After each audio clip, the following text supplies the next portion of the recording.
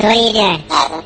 Nothing? Why not? I'm trying to get on this Lifestyle Radio website. Sounds like a cool website. Yeah, it's alright. Oh, wait, I might have it. You might have it. You're listening to Lifestyle Radio. The opinions expressed during this show are those of the individual participants and do not necessarily reflect the opinions of their associated organizations or Lifestyle Radio.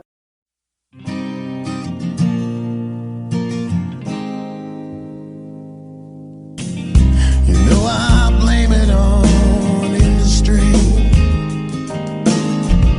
I blame it on my own hypocrisy.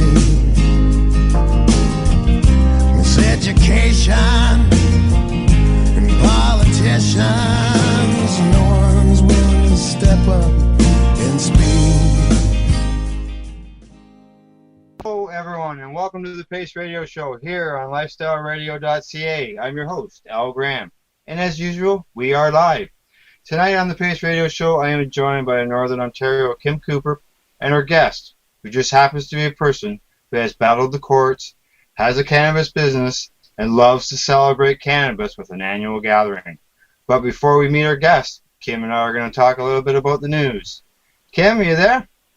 I'm here, Al. I'm away on location tonight. I'm not doing the show from home. I'm on location in Moonbeam, Ontario tonight. Moonbeam? I think there's a song about Moonbeam. There is. Yeah, well, you know, you're probably for people in Toronto and Southern Ontario and below, Moonbeam probably is pretty close to the moon. Yeah, it's considered up there, that's for sure. Okay. In news, two things. Actually, both of them are very important.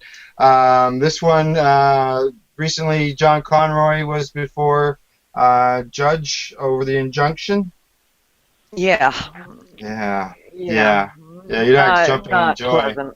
Yeah, not pleasant, not jumping for joy on this end over that. But many argue that the reasons given were that John filed incorrectly, is some people's views. Other people just think it's Phelan that's just dragging his feet because he knows that government's coming down with new guidelines in August. So, I mean, who knows what the motives were? We'll never know what the motives were, and hashing it out is not going to do anybody any good. Oh, no, I hadn't heard anything. All I heard is the fact that the bottom line is that we're all waiting until August the 24th. Yeah, and I predicted and you know, that. It's months away, and I could see where the judge would, look at that as looking at the government's going to come out with new rules. Absolutely. See what happens then. It's mere weeks. I mean, on the whole grand scheme of things, we've all done things for this many years. Some of us have been in this for decades. And it's a matter of mere weeks. And any justice in his right mind has to look at that. Well, the government is coming down with guidelines in weeks. Before the end of the summer, this is going to happen. Why the heck would he rule to make the government make changes between now and then? It just doesn't make sense. Yeah, well, unfortunately, in the meantime, some people will be arrested, could be arrested. Then some of them could be patients that were forced out of the house by, something that was completely out of their control. Yeah. And those are the people that are going to suffer. I know it's August, but we would like to see. Would have seen nice to see some protection for those type of people in those situations. Absolutely. We sure would. But, I mean, I'm not advocating for his decision in any way, shape, or form. But I'm saying I understand his reasoning for not wanting to tread on more toes right now. And just, he's like, I've ruled on this. I'm leaving my ruling stand. Yeah, because this isn't the first time that there's been an attempt to change things, and it's been turned down. So yeah, that's right.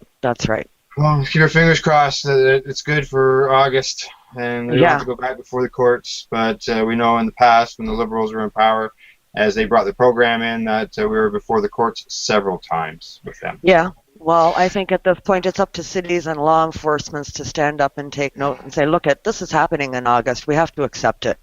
Yeah. Yeah. And start implementing new standards within their forces in communities, and not have it all be always relying on the courts for guidance. No, that's right. Use some common sense. Let's get a program in place that everybody can live with. So. Yeah. All right. Move from there to a bit of celebration. This Saturday is the Global Marijuana March in Toronto around the world.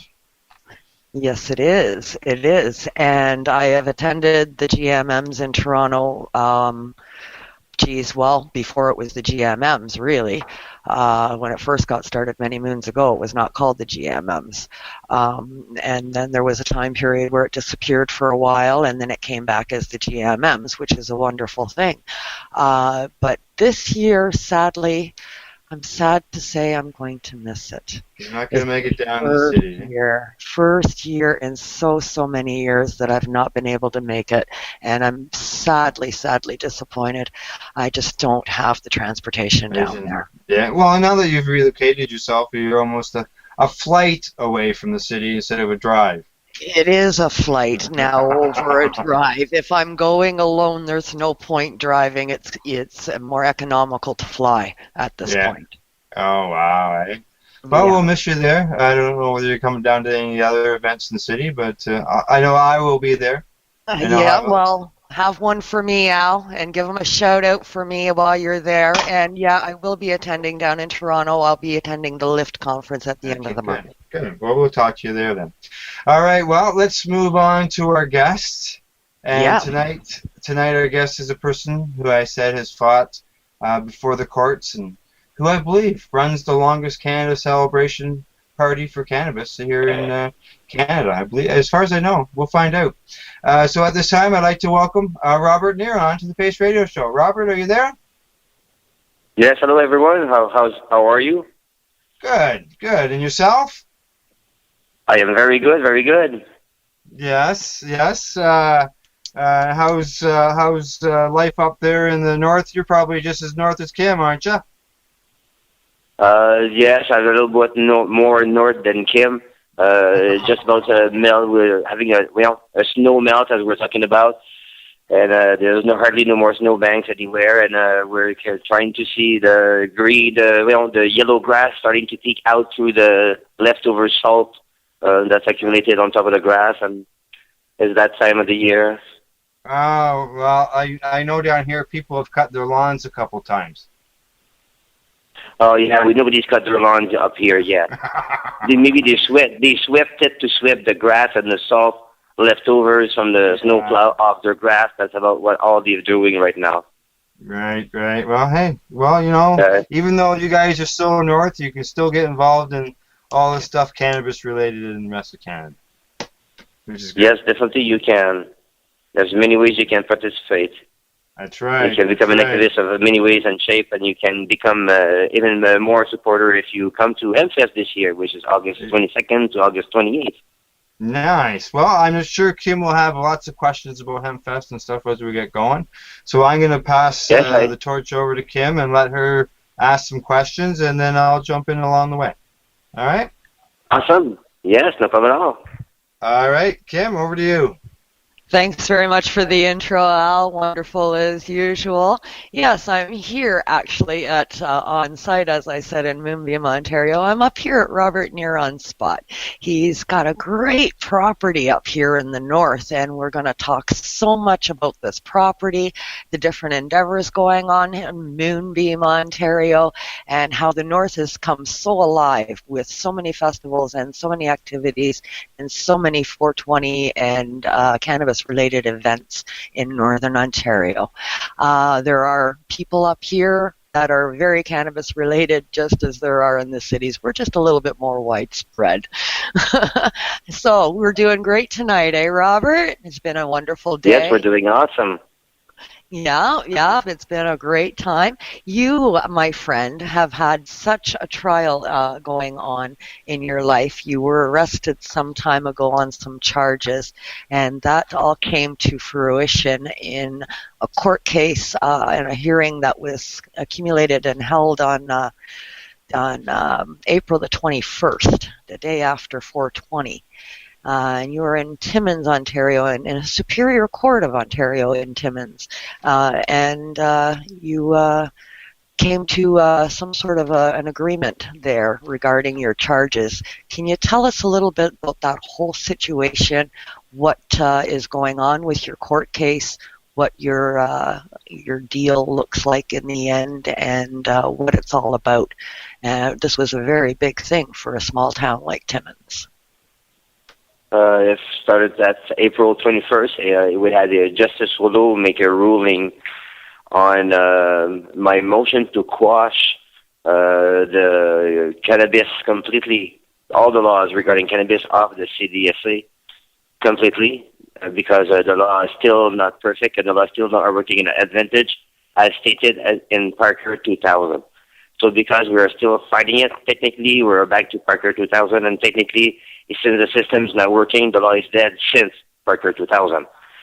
So we've tried to quash all my charges, my cannabis-related charges, of course, related to them statements that the laws was dead because there's no provision. If you can't apply to access and grow medical marijuana as we speak, the law is dead. And if the law is found in part or in a whole to be defective, then the whole law is then the law is in there's no law, and it's not in no effect, and there's no law about it.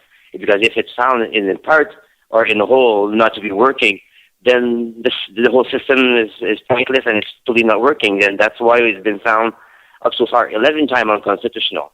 But my thing on April 21st was to get a ruling to quash all my charges, and the judge basically at first said we had amazing papers, and he was smiling, and hey, look, he was a good guy, and I think he's still a good guy, but I mean, he looked like he was he gave us a good ruling. And at the end, it turned out that he had his hands tied by the upper court, which is the appeal court of Ontario, and he couldn't do nothing at all to help me. This means that we need to appeal this decision and move to higher court, because he said that his hands were tied from appeal court, but he forgot to mention that the appeal court, yes, Smith lost, but they won in Supreme Court. And he didn't mention that, and that overskipped everybody's information, and the case ended where it was not agreed to anything. He made his ruling, and I was agreed that I was going to go home, and with all my charges still being applied at that time. And so it was all my charges were not stayed, but all my charges were on, and I went home with a sad face, sort of, because I realized that all this time was just a time wasted through the court, and the judge could never provide me with a remedy. So if I would have known that at first, I would have not. At first, to do anything good, you need to be found guilty. Once you're found guilty, then you can go to appeal court, and if appeal court doesn't fix you, even if you're found guilty in appeal court, you can then still go to Supreme Court. And that's where all the major cases has won. Parker has won in Supreme Court. Smith won in Supreme Court. So does Allard has also won in Supreme Court. Nobody wins in lower court. You need to jump through the hoops till you get to the big one. I see. And that's where I'm at. So you relied on Parker and the 2000 motion that happened, and you filed a motion to quash everything. Is that correct? Yes, I asked to quash all my cannabis-related charges, based that their system is broken. It's proven many, many times. As we speak, it's still broken. So since the system is broken, it was really never actually fixed, as Parker stated. Parker made this claim that the system needed to be fixed for it to be workable. But now it was just proven with Smith and Allard cases again that the system is still not fixed. It's never been fixed for all the years. But the government tells you, though, that, oh, yeah, we fix it into Parker and the case is resolved and you need to forget these matters and let's deal on other matters. No, the matter was it needed to be fixed. If it goes back 50 years, let's bring it back 50 years. The program was never fixed in our favor. It always needs to be resolved in the favor of the applicant. Yeah, because if the Parker decision was one that they gave them 12 months to come up with a solution to the problem, and ever since then it's always been found unconstitutional. So in other words, you're saying to the judge is that they were given 12 months. It's been over 12 years. Yeah, I would agree with you. Basically, yeah, it's been right. like that, and the program's never been fixed. They only changed name, and they thought that would fix the problem. Like they got just about to do in August. They're going to implement.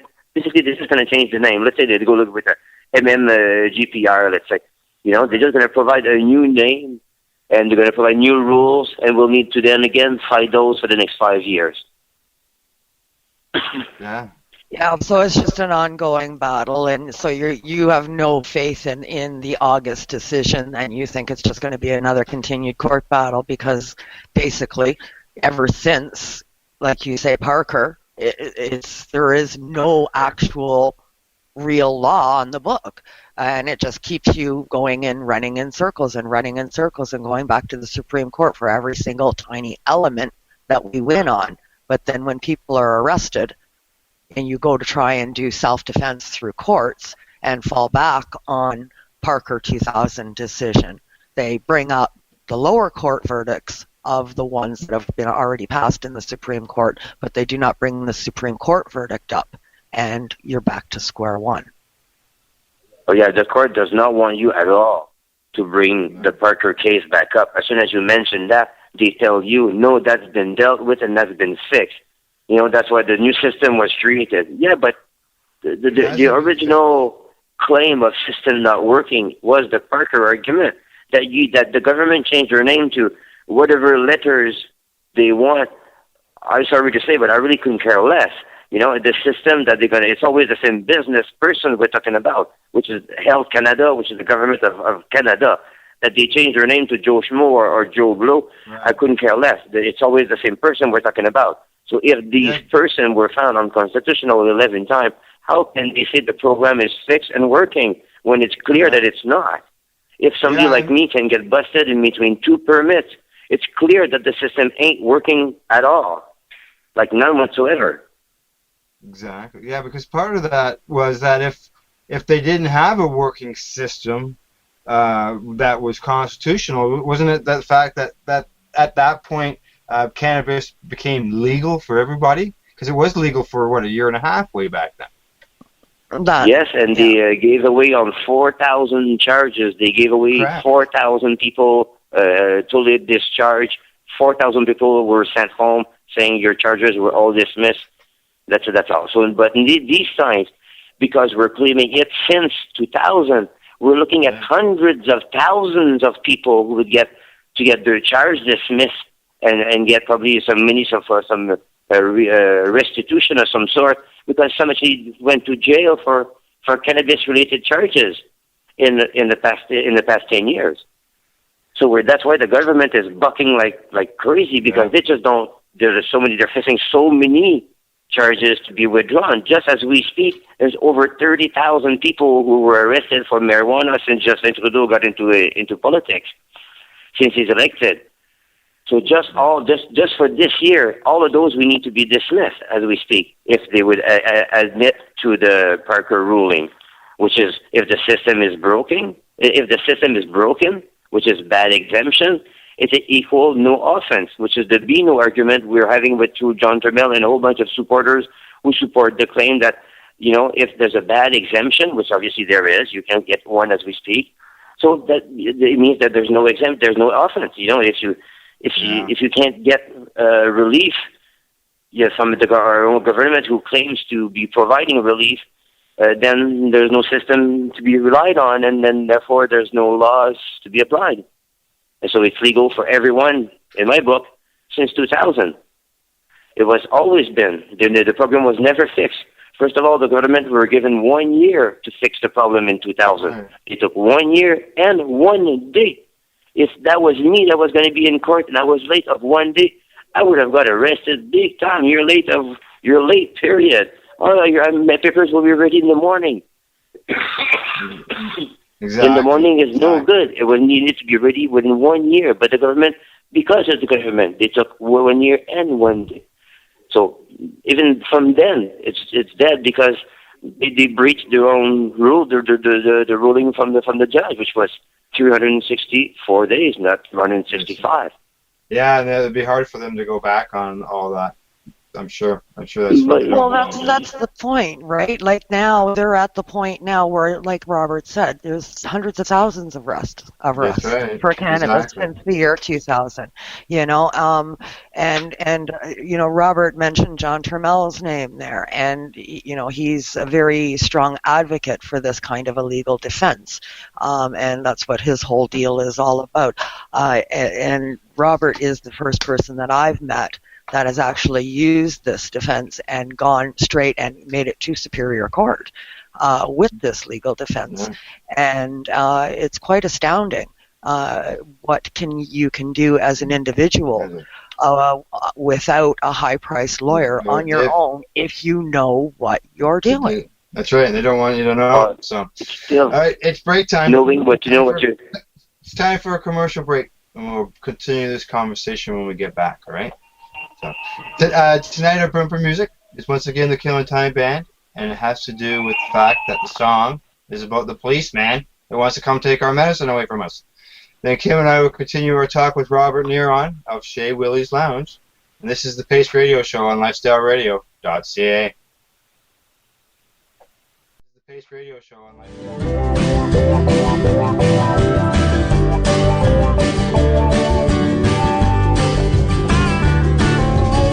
Policemen always come and take my lead. Policemen always come and take my lead. Policemen always come and take my lead. Policemen always come and take my lead. The following is a public service announcement from the Canadian Therapeutic Cannabis Partners Society. The Canadian Therapeutic Cannabis Partners Society is a non-profit organization dedicated to ensuring improved access to therapeutic cannabis and cannabis byproducts in Canada. With a federal government that has committed to legalizing cannabis, we feel it is our duty to ensure that the medicinal use of cannabis doesn't get lost in the process and that there are clear distinctions made between the medicinal and recreational use of cannabis. It is our mission to ensure that government regulation doesn't get in the way of a sick, disabled or terminally ill person's right to use or produce this amazing natural health product. If you would like to get involved, you can contact us on the internet www.canadiantherapeuticCannabisPartners.com, on Facebook, CTCP Society, or search Canadian Therapeutic Cannabis Partners. This is Al Graham of the P.A.C.E Radio Show. Are you keeping pace, as in keeping people advocating cannabis education? If you're not, and you're a cannabis consumer, then why not? Others are working hard every day to help educate people about cannabis so you can enjoy your daily 420. Get involved and speak out. Be loud and proud so that you can keep pace. Tune into the P.A.C.E Radio Show every Wednesday at 8 p.m. Eastern Standard Time to hear about people advocating cannabis education here on LifestyleRadio.ca.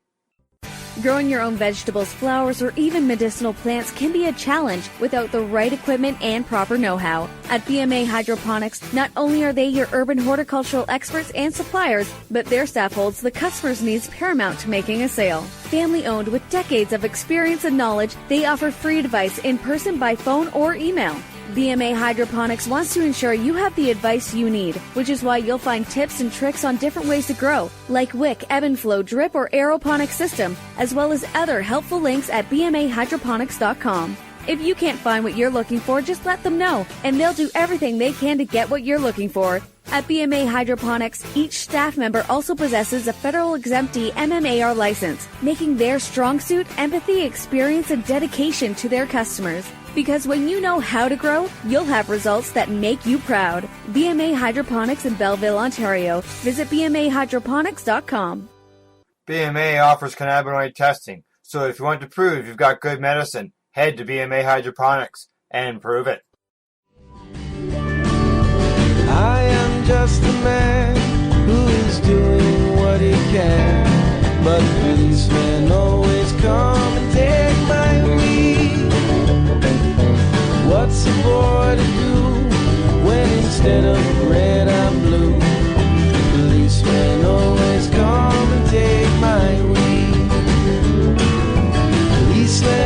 What's a boy to do, they ask. Well, we're talking to Robert-Neron tonight, and he's talking about going to court and stuff like that and what he's been through. So that's what the boy's supposed to do. Everyone.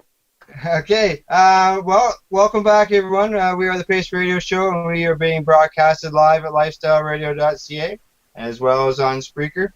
I'd like to let everyone know that if you're busy this weekend and you can't get to the Toronto Global Marijuana March, to listen to it here at Lifestyle Radio. I will be teaming up with Al Rapp of Lifestyle Radio to report live from the Toronto March.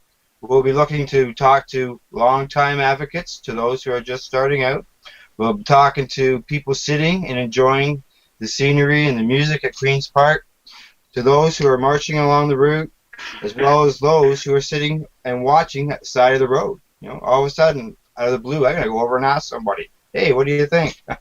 And obviously these people I won't even know. So remember to tune in this Saturday afternoon for your live Global Marijuana March report right here at LifestyleRadio.ca, featuring the two L's. That's Al Rapp and myself. And tonight on the P.A.C.E Radio Show, I'm joined by our guest Robert-Neron of Chez Willy's Lounge and my joint host, Northern Kim Cooper. Kim and Robert, you're both still with me? Oh, yeah, we're back. We're back and all smiles. Good. I'm still here as well. Yeah, great, Robert. That's great. All right. I'm looking very much forward to your broadcast of the GMMs with me not being able to be there this year, Al. I'll be for 20 radio and catching all the events live as they happen. Yeah, I'm just gonna freely go around and just talk to people. You know, we got this little system set up that we believe is gonna work really good. We've done a couple tests and we want to be able to bring this to the listeners. So we're gonna give her a shot. So, well, we're back from the break. When we went away from the break, we were talking with Robert and about all he's been through and the lengthy court battle that he's had defending himself in court using a motion to quash via the Parker 2000 case, which basically in most people's minds and legally, from a legal standpoint, it makes marijuana is legal on the books, and that's what he challenged everything by. We got a pretty good feel for what the whole situation was from Robert. Now that we're back, can you tell us a little bit about the outcome, Robert? What's going on now? What happened on the 21st? What did you find out from the justice? Well, what I found out from the justice is that the Justice Riotel is the name of the judge. Like I said earlier, if we found out that my papers were, he said, without merit to start with. But he also said that he was bound by higher courts, as I said earlier. So there was the outcome is that I went home, and that was it. That was all. I would need to go to higher courts to appeal his decision. But because I was like into a pre-trial thing, I am yet to be convicted of the said charges, so I can't appeal them until I'm actually convicted of them, if you understand what I mean. So now I'm going through trial for 3 charges. I originally had 11, but we've made a statement of fact, agreed on a statement of fact for 3 charges. And that's all we're going through right now, so they're all cannabis charges. And I should have a pretty good outcome, I presume. Because the statements of facts that we have agreed on, it clearly says how I got arrested in the first place, which was between 2 permits, and I was seeking the help from the police to force Health Canada to provide me with an exemption, and because there was a lapse of times or a discrepancy in how Health Canada handled my documents. Some pages were lost, and is it my fault that the page was lost, or is it their fault that the page was lost? And that eventually got around to them calling Health Canada, and Health Canada basically just told them that they didn't even know who I was. I had no file with Health Canada, even though I've been through federal court 15 times with them. I had apparently no file with them. All right. So and that's the reason why they were able to get a search warrant, and I got busted in between permits. And that was 5 years ago, when they confiscated a whole bunch of things. and that brought me to in front of the justice.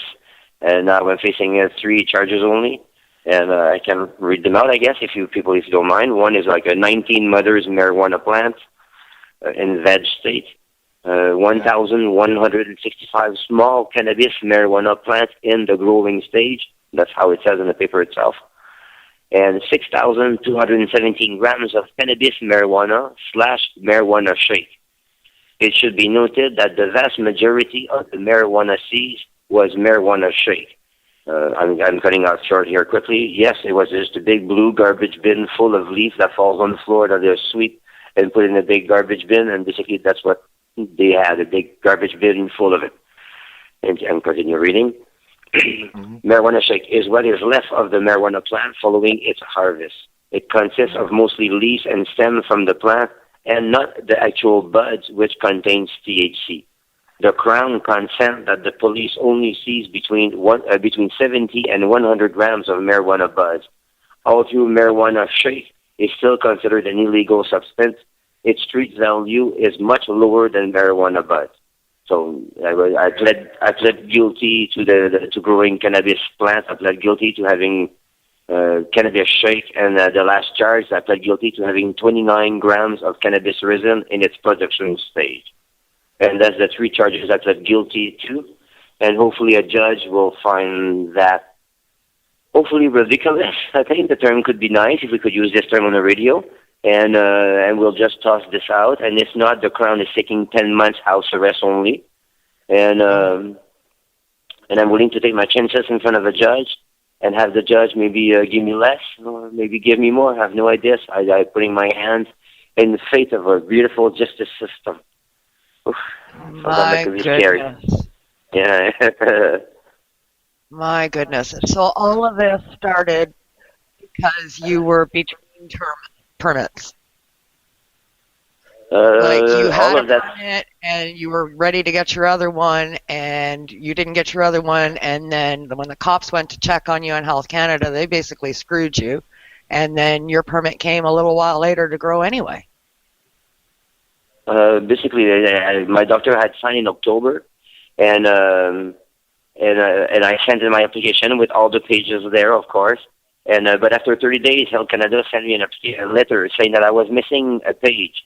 But in the return application, because they return your company's application when they say that you're missing a page, there was a new page that was added to my document, which I had not sent. And the page, let's say it's page number 2 of a 5-page document. So how can that page be missing? If the page is missing, it would not be photographed. It would not be photocopied if the page is missing. It would be like 1, 3, it would be 1, 3, 4, 5. But now they sent 1, 2, 3, 4, 5. So if the page 2 is missing, where does that page, what is that page 2 that you claim I forgot to send? So there's proof that the page I really sent was sent. Yeah. Yeah. So they just screwed you. Yeah, they just screwed me over, basically. Yeah. Wow. I'm not the first one. There's hundreds of people who were much better than I am. There's some people who were never able, like one of my friends, I can remember vividly, Barry Burkholder, and then Terry Parker. Terry Parker still doesn't have an exemption to use marijuana. He just can't find a doctor. Yeah, you're right. Exactly. Yeah. There's one of the first ones out there, one of the godfathers of it all to begin with, was the Parker case. And, to consider that currently he is not legally allowed to use marijuana as a medication is just sinful. Big time. But won a case that he just needs to be sick enough to get it in the first place. He's won that in Supreme Court. But yet, he's sick enough to get it, but there's no doctor willing to prescribe what he needs. It's just that falls to Health Canada again. I think that interferes with possibilities with doctors and cautioning doctors not to sign and ridiculous guidelines on who they should sign and who they shouldn't sign. And so many doctors are just so poorly educated, they just don't know what to do. So they choose to ignore the situation and not get educated and not sign anybody. And that's not helping anybody. But anyways, so Yeah, it's a tough situation, Robert. I wish you all the best with the outcome when you do go back to court and seek the judge's decision on your appeal motion, and hopefully it will be less than house arrest, as you said. We're in broadcasting in Northern Ontario right now. Send out letters. Let the government and the justices in this area know what the people think of the situation, and cry out for justice, and cry out for to have Robert do no time and have it considered time served, and just toss the whole thing. When do you go back, Robert? I'm going back on May 10 for sentencing at 10 o'clock in Timmins, and I'm allowed 30-minute speech. 30-minute speech before the sentencing. That's all I'm allowed. So I'm not too sure if I'm able to get myself ready to give a speech on my own self. It's something that you rarely do. Oh, I'm this, I'm that, and brag a bit about yourself. It's something that I'm comfortable with doing. Some people have no problem doing it, but I do. And I've tried to seek help from some lawyers who know my story very good.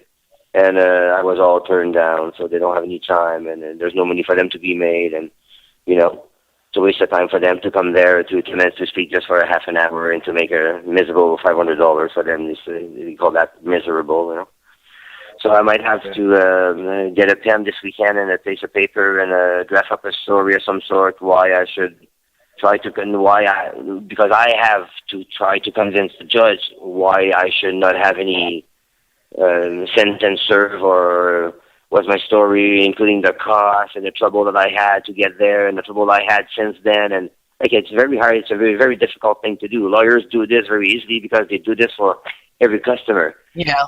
To do it for your own self is extremely difficult. It's okay to speak about someone, this lady, blah, blah, blah, and the lady start crying and you speak. Having to speak about myself this way, I was going to start crying after 3-4 sentences, it's very, very difficult. Yeah. And at the weakest of my health, I have no medicine to medicate because they've been confiscated 5 years ago, and I'm still asked to put up a defense of some sort to save my bones, I guess we can say. Mm-hmm. But although it's looking very good compared to 11 charges to now only 3, I think it's looking very, very good. And like I say, even if this judge finds me guilty on May the 10th, actually that's going to be helpful for everybody, because then it'll just make me move faster to the appeal court. And in the appeal court, the judges are going to look at this, and they're going to look only at 3 charges. They're not going to see all the other charges. And even this judge that we're talking about here on the 10th will not see all the other charges. You're only going to see what we're agreed to. The statement of fact is that they only sees then 3 things. That's all, which is really good in my favor, of course. Yeah. And which is why I accepted the deal mostly. So when we get to the appeal court, this judge, then 3 judges will see them 3 charges, which is all cannabis related. And most likely, they will just have a laugh and say, and toss this out. That's what we're hoping for. And if not, or yes or no, like I said earlier, which is going to move to Supreme Court, and it's bound to be one somewhere. Like I said many times, somebody who's an applicant should not be arrested once you declare yourself to Health Canada and say, I need this as a medicine, please protect me, here's my application. As soon as your doctor sign, you should be protected for life. Until you're refused. Once you're refused, then it's a different story. Well, I know very, very little people that were refused. Once your doctor signed, usually Health Canada approves you. Usually, I would say 90% of the case. Yeah, exactly. Like when you reached out to the police for help and for protection, and you wound up getting arrested because of Health Canada. Once you've had your doctor's approval, that should allow you and enable you that protection. And that's what people have to understand. That's what Robert is fighting for here. It's for equal protection for all of us, for regular people. He's doing this without lawyers. He's doing this by educating himself. He's a regular guy like the rest of us out there. He has regular jobs. He's not a lawyer. He's by any means or any of that. And so people like Robert represent so many of the little people out there that aren't fighting and should. That's right. Exactly. and it's great that he's been able to do this, but it's hopefully it's something that he can learn. He's learning and passes along to other people in order to get more people to be educated on all this. So, right, it's break time, commercial time again. Time to pay some bills.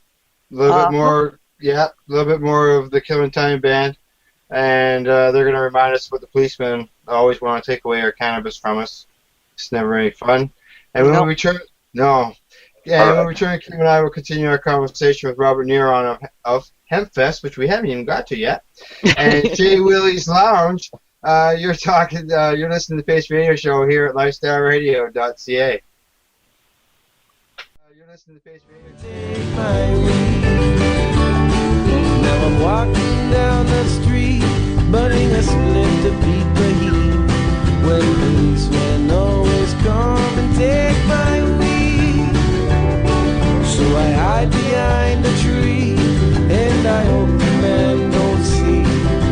Policemen always come and take my weed. Policemen always come and take my weed.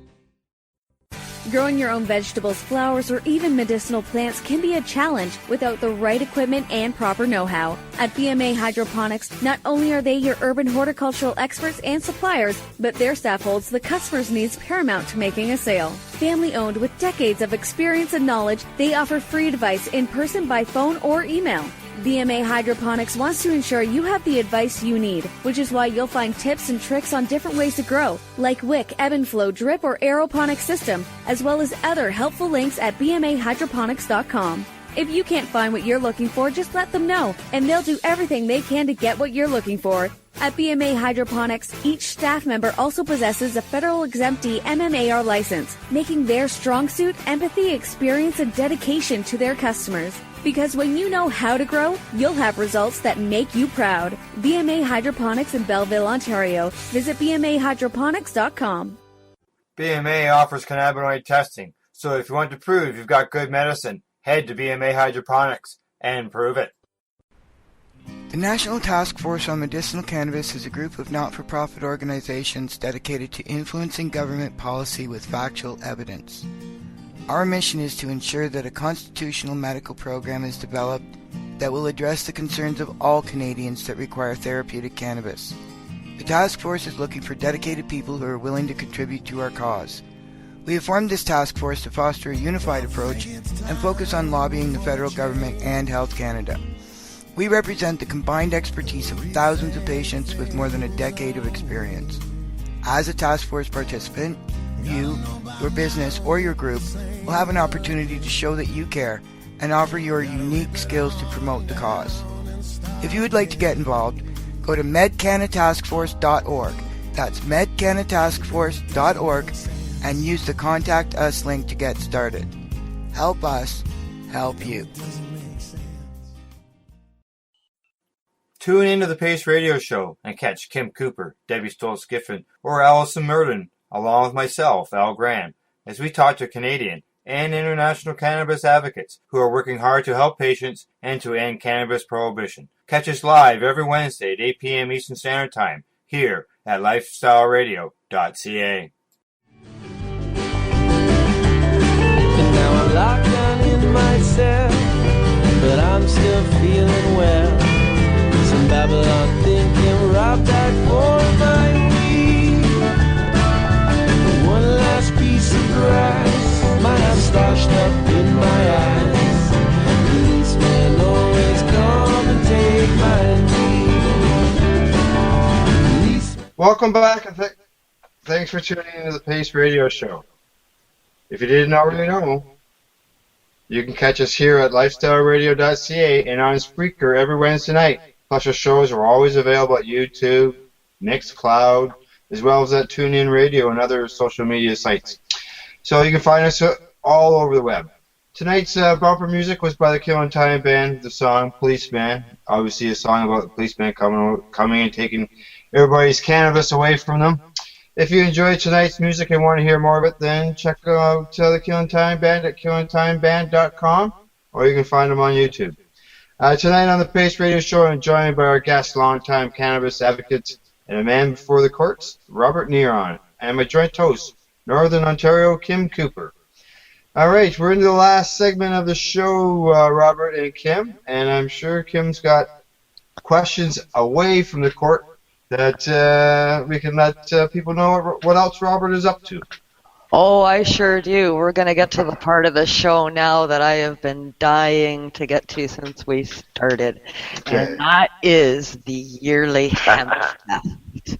Hempfest Northern Ontario.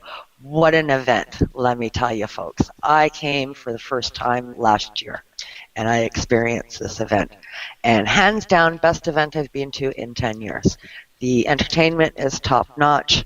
Live entertainment, bands, I mean, just crazy, crazy quality good, and great time to be had for 7 days. The entertainment is nonstop on site. I mean, I could go on and on about it, but I'm going to let the host do more of that. Robert, this is Hempfest Northern Ontario 28th year. It's held in August in Moonbeam, Ontario every year. Tell me all about Hempfest 2016.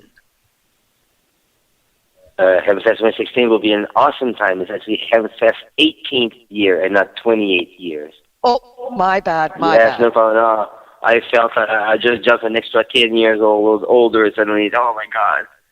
Yes, it's Hempfest, August 8th, our 18th annual festival. It's in Moonbeam this year at Chez Willy's place, which is 27 Rue Simon Street.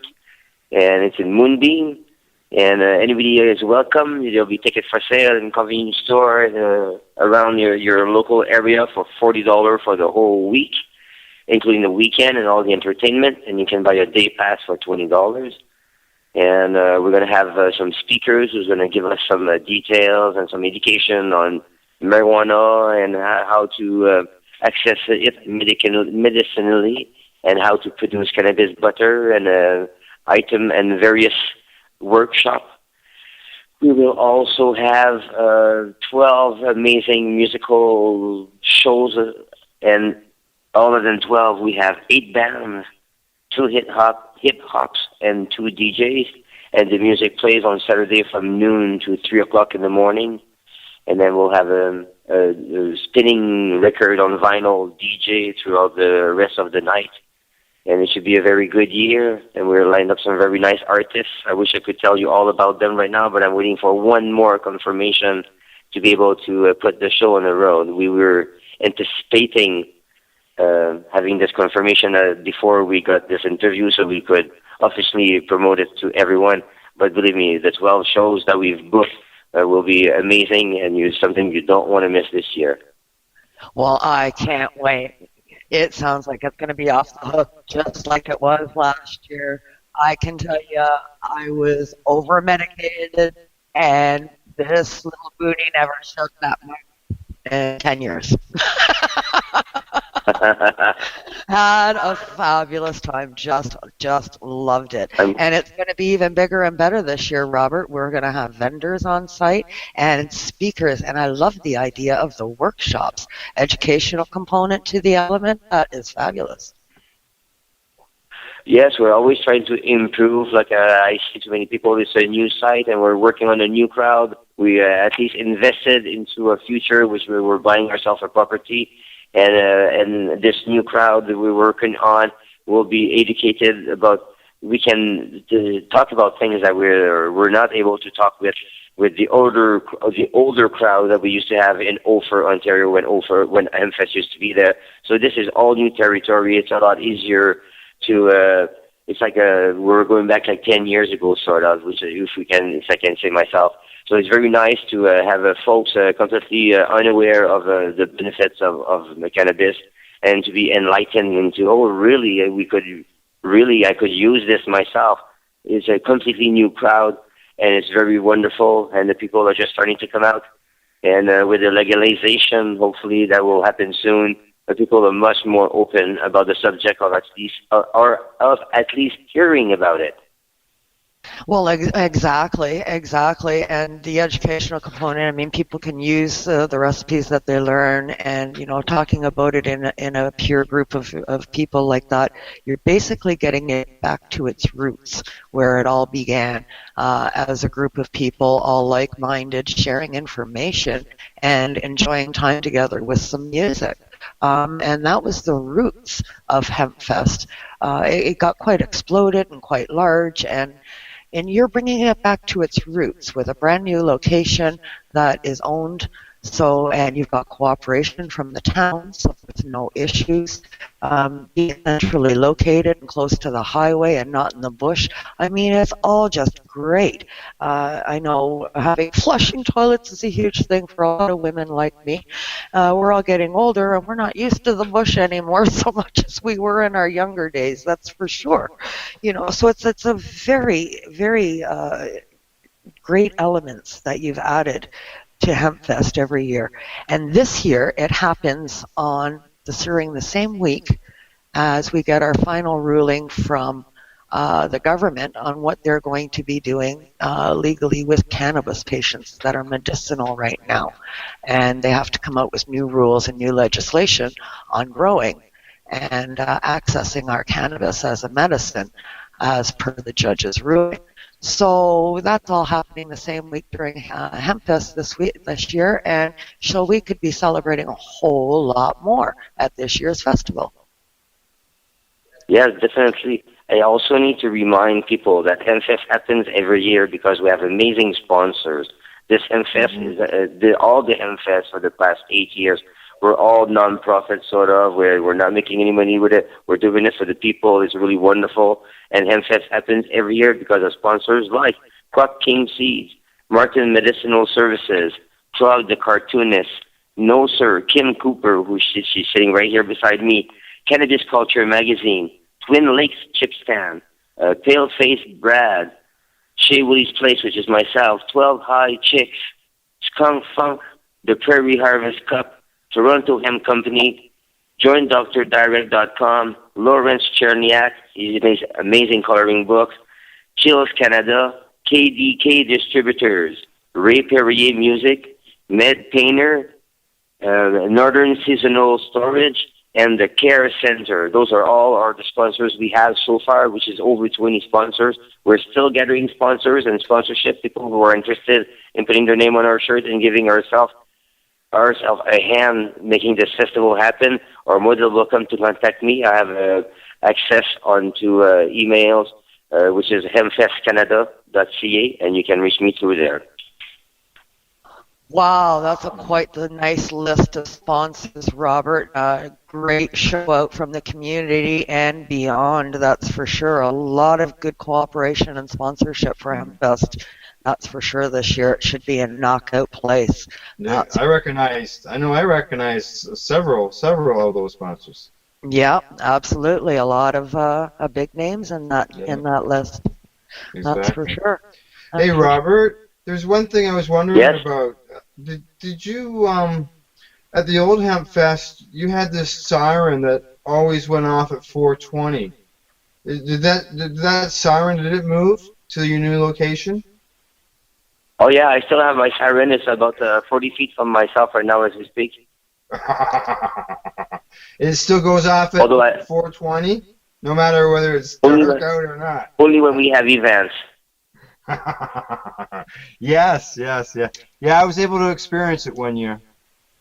Yeah, and if Robert is awake at 4:20 a.m., the siren goes off, even if you're sleeping in your tent. Yes. Although it is getting old, it's like a 15 years old siren. That's how time fast goes. How fast the time goes. It's already like 10 or 15 years old, and it's having its wear. Like it's spun many times, and it's been through many car rides and truck rides and through the bush and dirt roads. So I would be almost due for a new one. This one's starting to have it's not as smooth running as it should be. So. Right. But it has a great memory ringing the bell, and we're going to keep ringing it every 4:20 as long as Hempfest can survive. We're going to have an air raid siren warm up for sure. It'd be nice to have it automized. So I have it like on a dialer of some sort that at every 420 that I remember to do it or not. Pew, the thing goes off. It'd be really nice.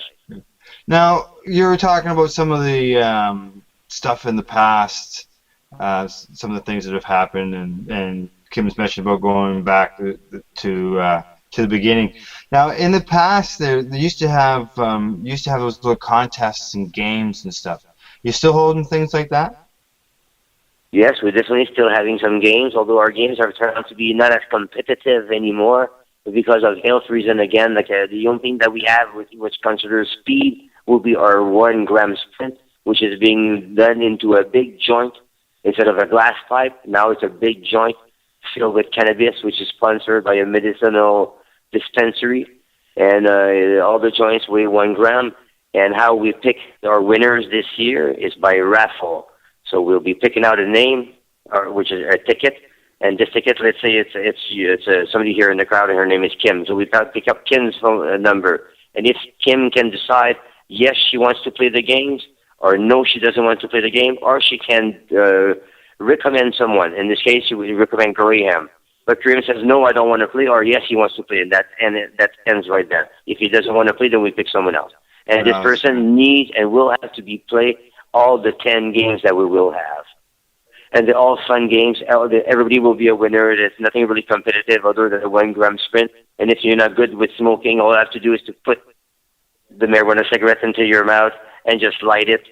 And that would be your sprinting thing kind of thing. Yeah. Yes, but other than that, it's all fun game. It's like putting the joint into Justin Trudeau's mouth after spinning 10 times. Like fun things like that, or like shaving a balloon with shaving cream on it with a razor, and the first one who shaves it without going boom wins something. But everybody who plays the game, everybody will be a winner. We have prizes for everyone at every game. There's nobody who's going to win more, other than when the 1 gram sprint. We have a better prize for that, which is sponsored by one of our sponsors.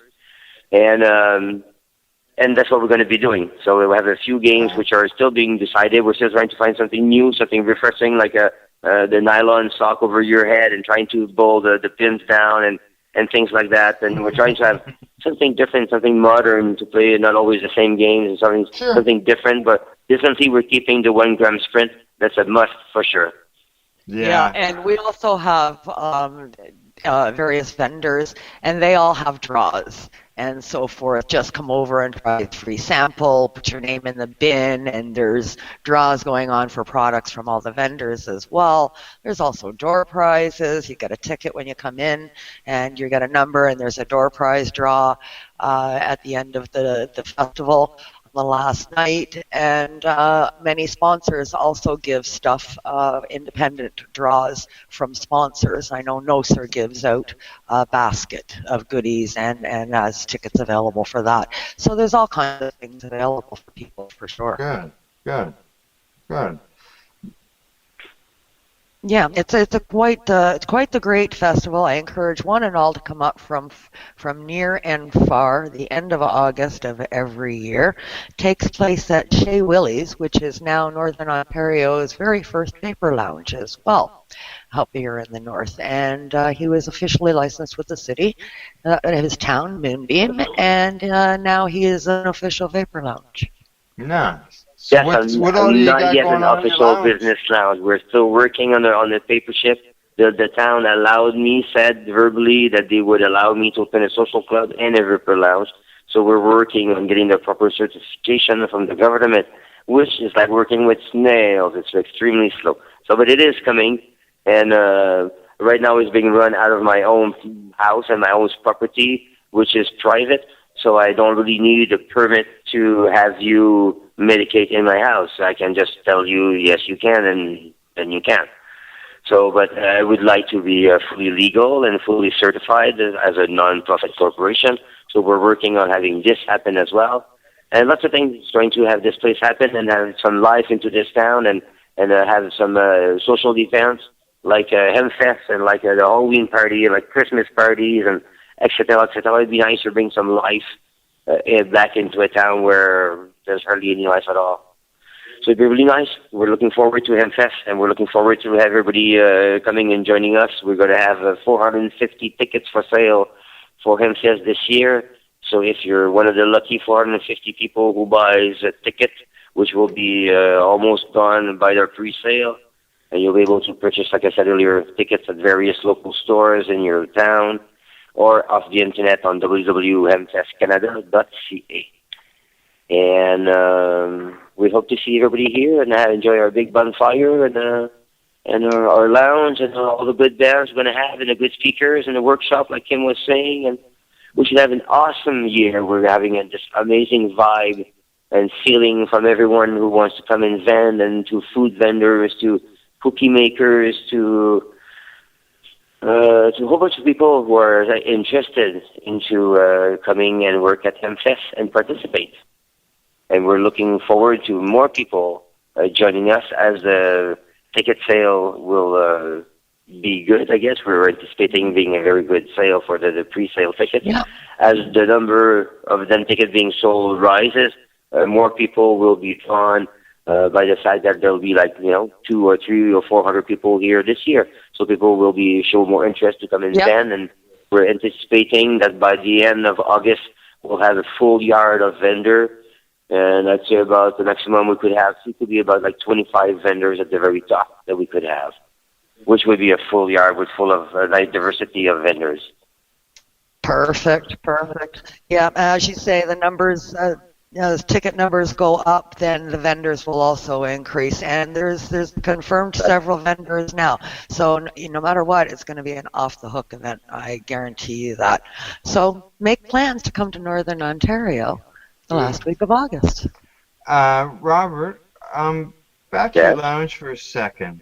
As you know, the government, the provincial government, is coming out with Bill 45 in order to basically lump medicinal cannabis in with the Tobacco Act and make it illegal for people to vaporize in public.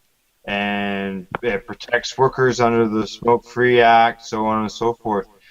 Being that your lounge seems to be a little bit different than these other places. Yours, like you said, it's in your home and it's private. So will this exempt you from those laws?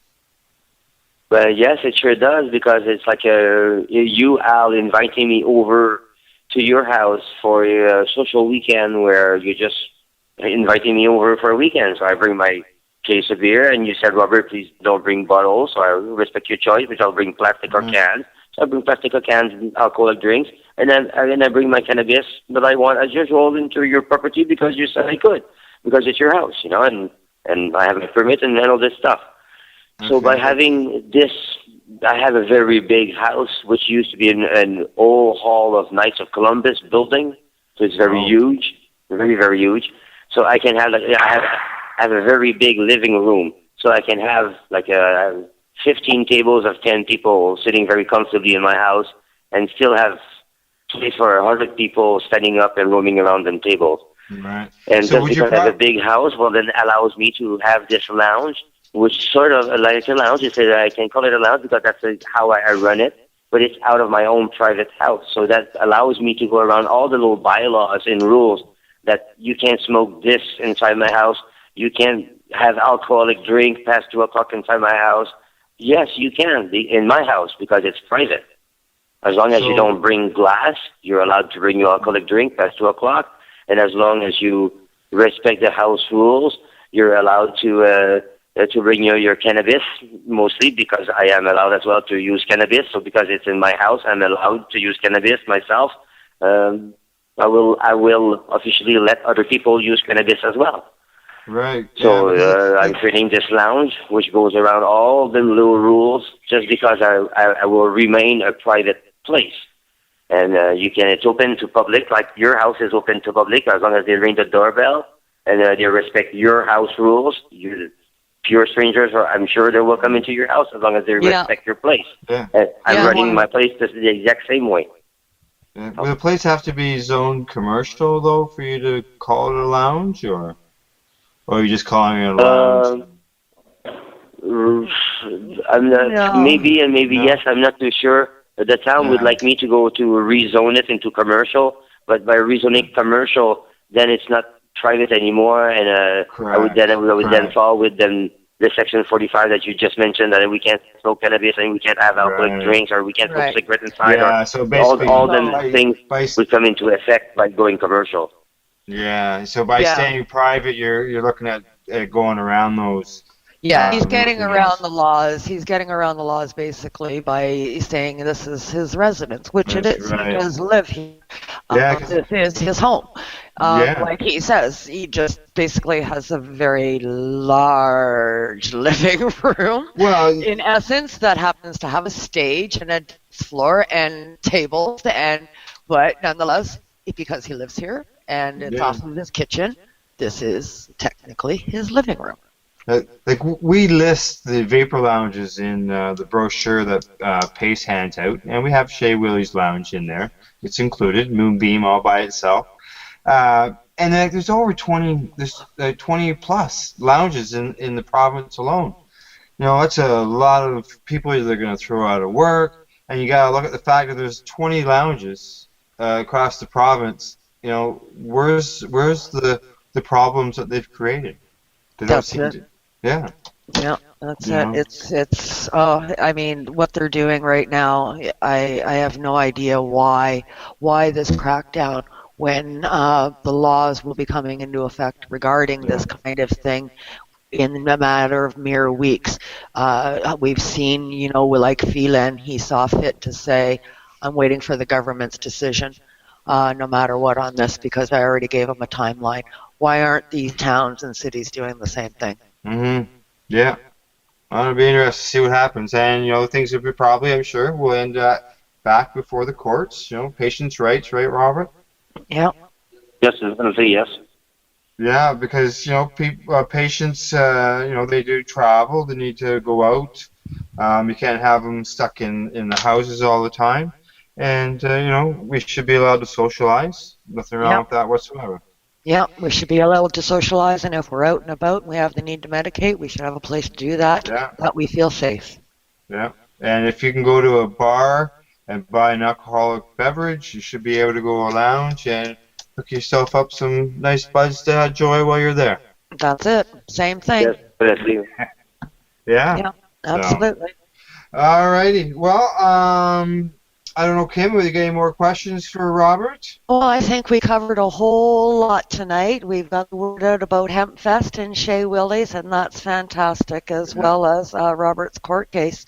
And people wanting information about that can contact him as well if they're looking for any information on self-defenses and looking at defending yourself in court under the same terms that Robert did. I'm sure if you contact him, he would be happy to oblige you with the information on how to go about doing that. So, Robert, this is the time of the show. We usually ask our guests to do a shout-out, to highlight a person, place, thing, website, let people know how they can get a hold of you, so on and so forth. You can get a hold of me through our website, which is www.hempfestcanada.ca. And that's how you can get a hold of me. Our phone number is 705-335-7191. And you are more than welcome to send me any comments through our website and contact us through there. And it's also through there that you will be able to access our fabulous $40 ticket to attend Hempfest this year. Nice. Oh, do you have a Facebook page? Yes, we also have a Facebook page. Yes, it's Hempfest Canada in Northern Ontario. Nice. Good. Kim? Yes, I have. I have a great shout out tonight, actually. This is the first show I've done with you, Al, since our 420, which I had here in Northern Ontario to represent Northern Ontario in my city in New Liskeard, Ontario. We held an event. And I have a shout out to one of our sponsors that we had this year, which was brand new, and they actually came on the market. 420 was their release date to come onto the market. They're called the Baked Bakers. I got to tell you, this company is outstanding. Their edible products are amazingly delicious with zero cannabis flavors at all. They just taste like wonderful chocolate brownies. And they come in 28 milligram is the dosage of their brownies. They're fantastic.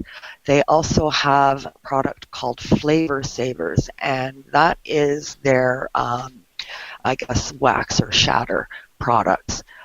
Very clean, very fantastic product that they use, and they only use whole nug run in their process.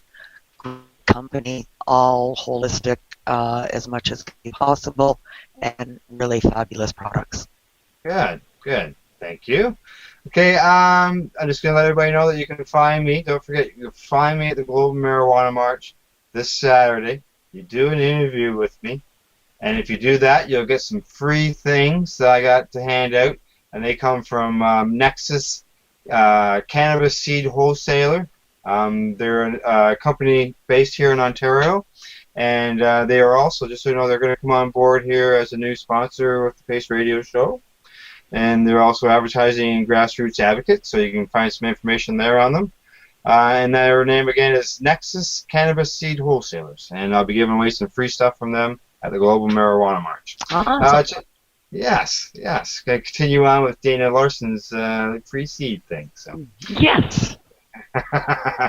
Tonight's music was by the Killing Time Band and their song Policeman, which we hear more and more about. The policeman come take away cannabis.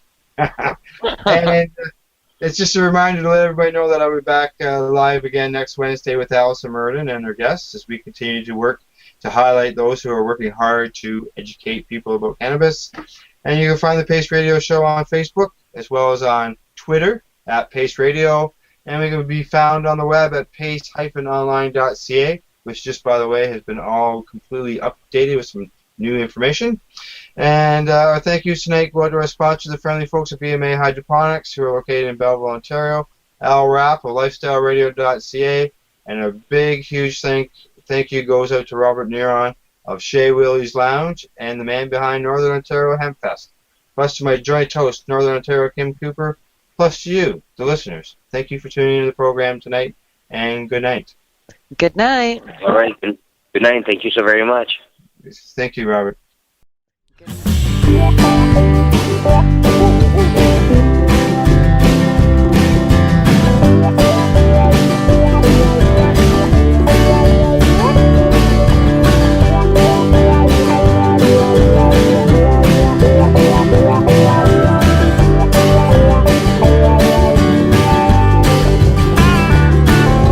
Policemen always come and take my lead. Policemen always come and take my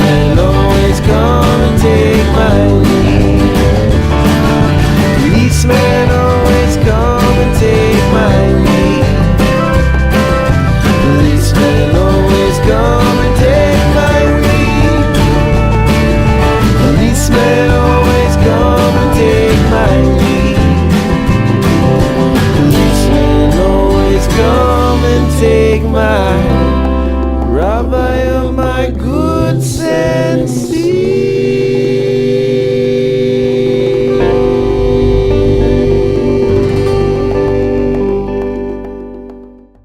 So what are you doing? Nothing. Nothing? Why not? Trying to get on this Lifestyle Radio website. Sounds like a cool website. Yeah, it's alright. Oh, wait, I might have it. You might have it. You're listening to Lifestyle